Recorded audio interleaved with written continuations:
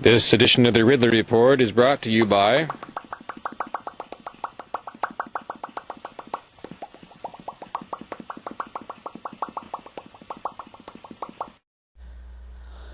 a lot of New Hampshire liberty activists don't much like Dennis Goddard. And I gotta admit, I kinda don't like him either. He's a free stater who moved here in '05, roughly the same time as me. I was friends with him for a while. My girlfriend and I went on a double date with him, and he let me park my car at his house when I had a federal court hearing for handing out flyers. He showed up at the hearing, and to his credit, he is still a New Hampshire liberty activist of sorts. He holds some kind of government office, I think, in Hopkinton, and most recently, he documented a symptom of government overstep on video, which I appreciate. I guess the reason I just can't quite stand him is that he's such a drama queen. He's such a busybody, everybody else must do things like me type guy. I guess, a couple years ago, he found out I was going to be at an event, and he tried to keep me from filming him. And he later on, I guess, when I proposed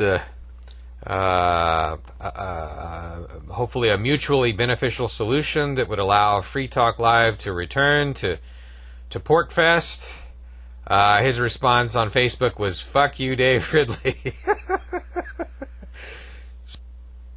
So, and there's all these different times where he's kind of lost it, like I was going to do an Ed Brown demonstration in 2007 after the first Liberty Forum, and the guy just lost it.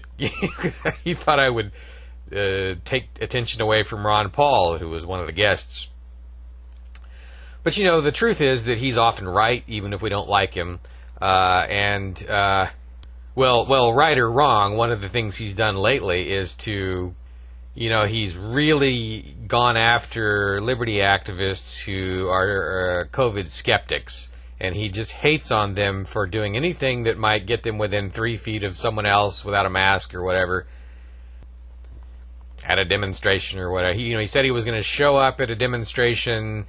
If we demonstrated, or people like us demonstrated, I'm not even sure I'm one of them, but because I wear a mask. But if people demonstrated irresponsibly, he was going to show up and dox them basically, and make sure that everyone knew where they lived, so they could, I don't know what, have rocks thrown through their windows. I don't know why he wanted everyone to know where they lived, but anyway. He has often been technically right about a lot of his concerns. It's really more the way he brings up his concerns, and it's more the militancy than the concerns themselves. He's been a big enemy of Ian Freeman because he accuses Ian Freeman of making public statements that come off as being sort of pedophile tolerant, and that is not entirely incorrect. Ian has made such statements. You should hear out the statements for yourself to determine just how bad or good those statements were. Sometimes they're taken a little bit out of context and made to seem a little worse than they are, but Dennis is, he's not just making stuff up. And he was probably right about my Ed Brown demonstration. Right enough so that I was able to see that at the time and change the demonstration into the first ever Ron Paul for President demonstration. I'm very proud now to be able to say that I did that, and I think it was a better idea than the free Ed Brown demonstration. Anyway, I should get on with the actual news about Dennis.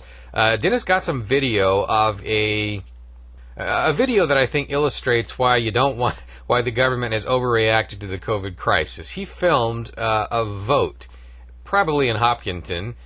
And I guess he was saying that the line of cars just to get to this vote by car thing, the line stretched, I think, 1.5 miles in either direction, and the road must have just been devastated in terms of being shut down, in terms of safety. How would people get from one part of the area to another if this road is shut down? So anyway, it was helpful that he posted this video, because it illustrates this, apparently environmentalism has just, everyone's just apparently forgotten about it, including the environmentalists who run the government. Alleged environmentalists. I mean, how much gas was wasted, how much carbon footprint was created because of this government restriction that you've got to vote by car? How many hours of human life were wasted? How many emergency vehicles could not get through this endless wall of cars that the government created on its crappy road system that would be so much better without the government? Stopping people from building roads and taking care of roads. By the way, they threatened a lady with arrest for trying to clean up a road or maintain a roadside area in New Hampshire, which had been abandoned by the government. Was there some law of physics that could not be violated, that would have been violated by just allowing people to social distance by standing outside instead of carring outside? Overreaction or not, at least it would not have been harmful to the environment or the free flow of traffic. Again, we want to be looking for the things that the government is doing to help the COVID. And, in the meantime, we might as well look for things that the government is doing to help the global warming. That's where the government is weakest and where we can strike. At least with our words, sometimes with our demonstrations, sometimes with our voting them out. Anyway, I wanted to talk some more about some of the things that have gone right in the COVID crisis, the Floyd crisis, and the depression crisis. I don't know what we should call the whole thing collectively. There's really, if you think about it, there's no collective name for the crises that happened between 1930 and 1950. There probably should be. I guess I should probably think of it as the 2020 crisis for now. Anyway, one thing that is playing out that I would not have expected to play out is decentralization. There is a little bit of decentralization that's showing itself in the United States more than I would have expected. The fact that you have all these authoritarians whining that we need to get everybody on the same page at gunpoint, or we're not seeing leadership. We need to see leadership from Washington, the central. Well, the states actually are, who knew, still kind of functioning as laboratories, and there really have been some serious differences in the way the states have handled things. And it's happened without a huge increase in tension between states. That's also good. There's been additional decentralization in the form of infighting at the federal level, a pretty high constructive level of such infighting. You want that infighting to be as high as it can possibly go without anyone getting killed, or at least without any bystanders getting killed. I don't really care if Trump kills Biden or Biden kills Trump. But you see the vitriol coming from the states toward Trump and vice versa. That's good, mostly, again, as long as it doesn't lead to bang-bang. We do have to remember, again, I probably shouldn't be looking at the target I want to avoid hitting, but I can't look away. Yugoslavia was very decentralized before fighting broke out when fighting broke out in it was very decentralized in 1988, let's say. And by that I mean that the republics held almost all the power and the central government at Belgrade held very little. And despite that constructive element in Yugoslavian society, war still broke out. So it's not a cure-all. When fighting did happen, an attempt at eliminating the decentralization. So that's one of the things you would look at, look toward in the United States. Look for in the United States is if you see someone make a play at the states to try and eliminate their small amount of remaining sovereignty.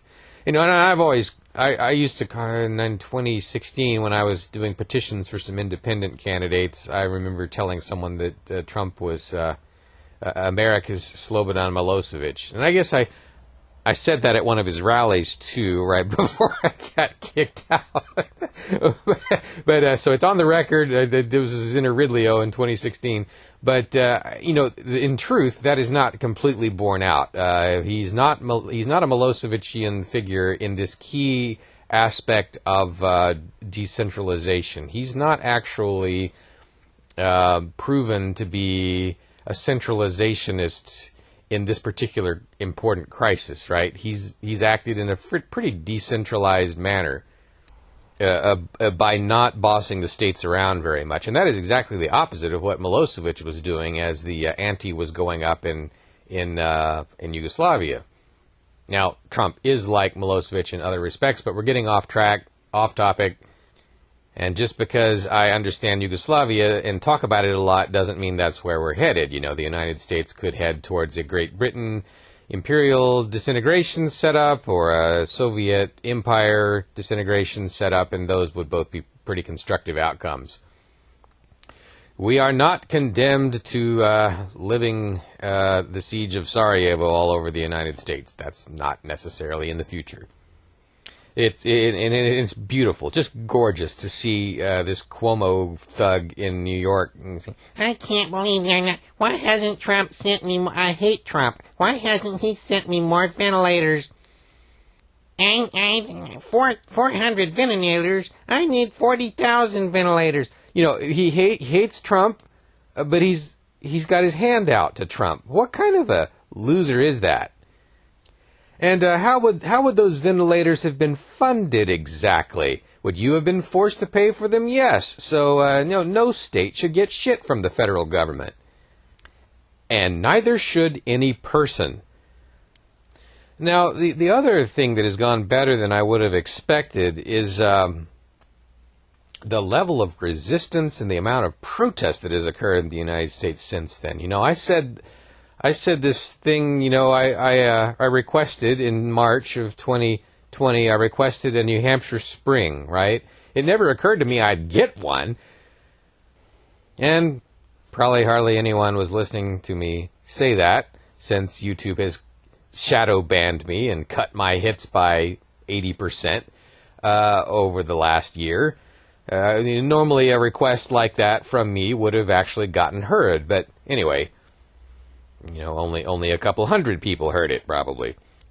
Well, it didn't take long for people to really get out, to their state house in New Hampshire and rally in large numbers. Really, it was record numbers at the time, way back when, 3 months ago, or maybe 2.5 months ago. I'm saying this stuff in June 18th of 2020. Would it have been better if those folks had exercised social distancing? Maybe, but another thing that went right is that we learned something from the fact that they were not social distancing and not wearing masks in many cases. Why wasn't there a spike in COVID fatalities and illnesses during the 3-week period following these large demonstrations? Apparently, Patch.com is reporting, Patch.com is reporting that New Hampshire's governor has admitted these rallies did not result in a spike of infections. At least there was not evidence that he could see. And again, we're talking about the governor who has been spewing edicts about what those people were supposed to not do, and they ignored his edicts. So you would think he'd say the exact opposite if he was just lying, or just saying the stuff that was convenient for him. And then, of course, we've seen that Americans, they must really value their right to demonstrate. Who would have thought they would have they just all completely forgot one day that there was any sort of order against demonstrations, and they were all out there, it looked like. I mean, we had a demonstration here in Winchester in, June 10th here in 2020. And it was about 70 people.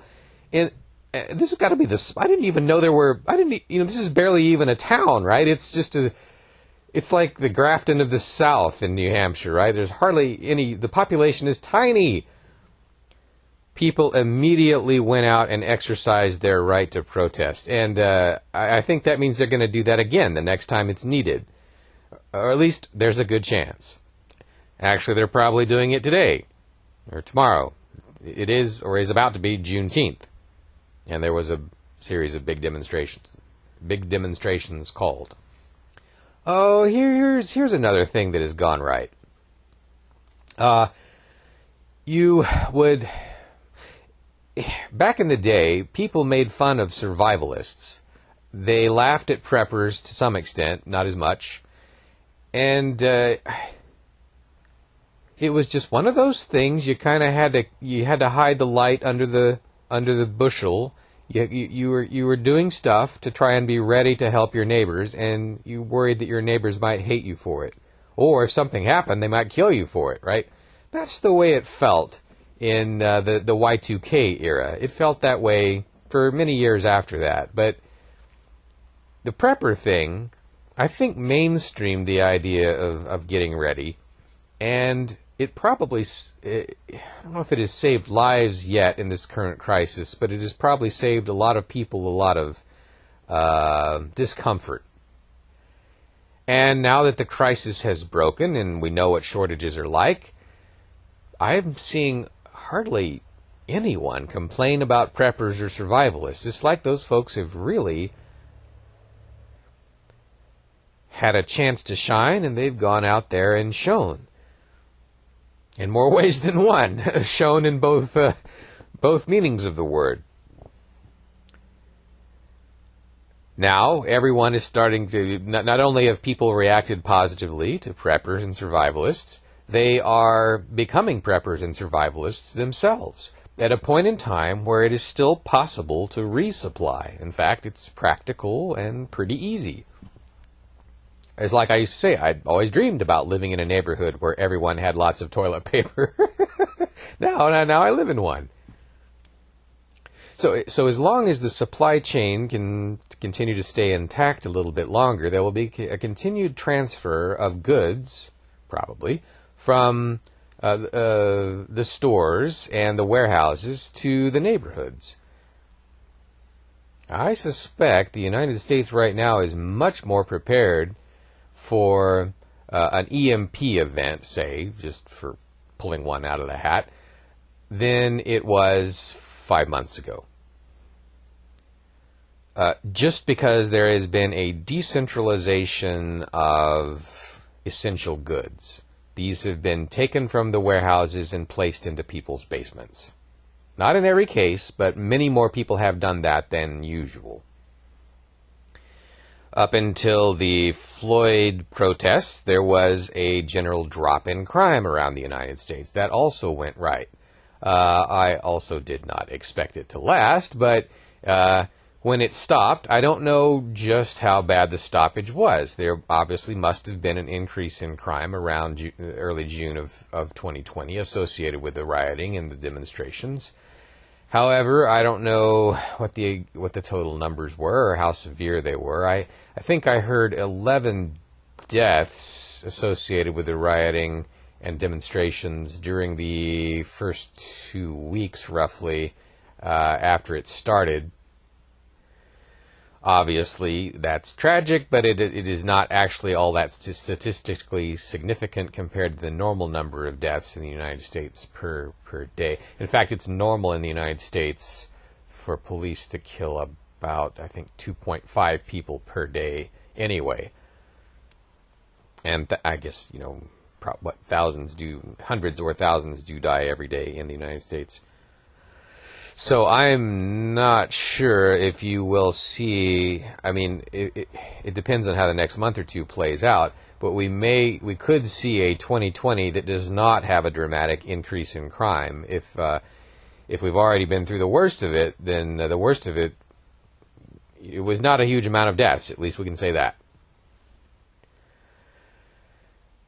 I thought that the fact that Boris Johnson survived was important, too, in helping reduce the level of fear around the world. For me, I know, how history kind of moves and shakes, and one of the big things about history is that you have a place called the United Kingdom, where every once in a while you actually do get a great leader.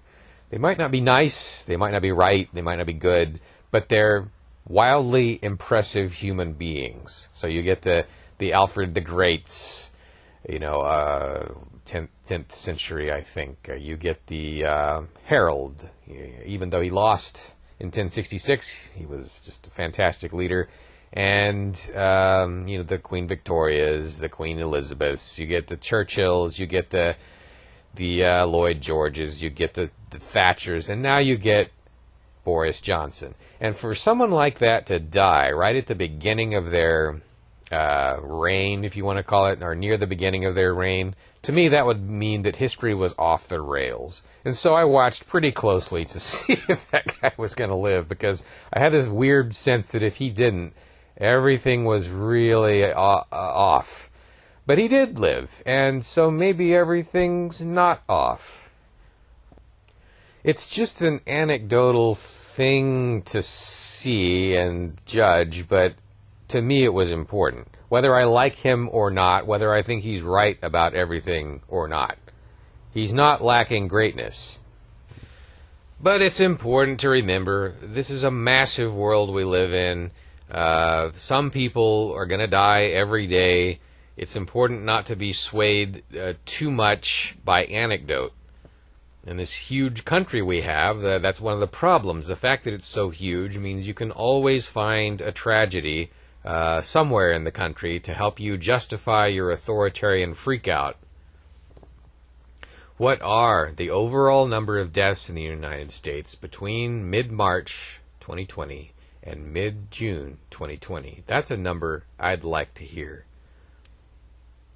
And compare it to the same 3-month period the preceding year and the preceding year before that.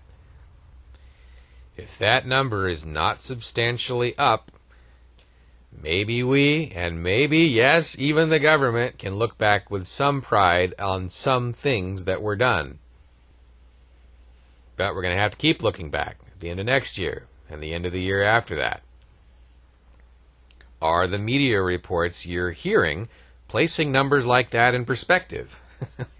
Even I am not doing such a great job at it. I should probably do a little bit of research and then talk some more. But, the questions to keep asking are your hospitals overwhelmed? Are you seeing large-scale reports via cell phone video or social media of people in your area dying? As with so many other things, this is not complicated. Whatever you're doing, just ask. Am I making these problems that I see worse or better? Are they being exaggerated or not exaggerated based on what I see, not what I hear? What's that line from Babylon 5? Ignore the propaganda, concentrate on what you see. And actually, what I see is a little bit like what the guys over at Free Talk Live see. No one I know has ever contracted COVID 3 months into America's COVID crisis. I'm also hearing reports, though, much scarier, that the COVID is not behaving like a natural virus, rather like a lab virus, an enhanced virus. So, what will it do next? But the other thing to be asking yourself is, am I committing an act of aggression against others or not? Instead of, what should everyone be doing, or how can we have more leadership, or what can someone else, just ask yourself, am I committing an act of aggression? Am I advocating or supporting an act of aggression? If the answer is no, then you probably too can be proud of how you have handled yourself in this crisis. If you're one of those folks who has a great idea about how your neighbor's money should be stolen by the government through taxation and used to fund your good idea, then you do not get to be proud. You are one of the aggressionists. And I'm sorry to say, almost all Americans, including, best I can tell, my entire family, falls into that category. Aggressionist. At least in what they advocate. Now, if their advocacy had absolutely no effect, then okay, I guess they can all be off the hook. And we can love all these people either way, even if they've fallen into the trap. But, it's good to think emergent behavior. If you get beautiful formations of birds, not because the birds are trying to make a beautiful formation and overthinking things. You get these formations because each bird is just trying to stay within 2 meters of the bird to their right. Right? They're concentrating on the part that they can do, not on what everyone else is supposed to be doing. Be that bird. Oh, and by the way, it is perfectly possible to stand more than 6 feet from someone and wear a mask without committing an act of aggression. So if you're one of those conspiracy theorists who thinks that the COVID is nothing but a hoax, there's absolutely nothing to it at all, or that everyone should just be ignoring all of the health advice that the government is giving, well, I guess it's not an act of aggression to think that, but if you're trying to shame people just because they are taking the safe approach and keeping some distance for a while or wearing a mask at certain points in time, then you're part of the problem too, because you don't know exactly how this is going to play out or which steps are perfect to take and not perfect to take. Most people, nearly all, don't know. We shouldn't be too quick to judge. Having said that, obviously, many of us see things that others don't, and are going to judge those things. It doesn't take very long for someone who understands the non-aggression principle to see when an act of aggression is being committed, and we see it much quicker than other people would see it. For example, when I see a government vote to, build a new road, I can immediately see that as an act of aggression because I understand that the money is taken by force through taxation, and I'm willing to understand that that's what's going on. An average person would probably see me as quick to judge by being able to make that decision so quickly. Well, yes, it is a judgment, and it has been made quickly, but it has not been made in error. The same cannot be said for those who are condemning anyone that would wear a mask ever, or those who are condemning anyone who would go ahead and above all do no harm for a few months by practicing a bit of social distancing. There is not yet any reason to think that it's wrong to social distance. So focus your anger on the people who are forcing social distancing and masks on down people's throats without their consent, without owning the property where they are spewing the orders. Those are the ones I would hope that we can unite against. I tell you what, it is really time in the world. We really need a place that people can go for trustworthy information on nearly any question they have on any subject. Wikipedia sort of started to serve this role and then became, I guess, too centralized and too dominated by the establishment. Now it is hard to trust what they say, and so much of what they have said in the past they have deleted themselves, covering up their own actually glorious history. It's not Wikipedia anymore. I guess the best we have to work with right now is Everpedia, but I haven't used it enough to understand just how much I can trust it.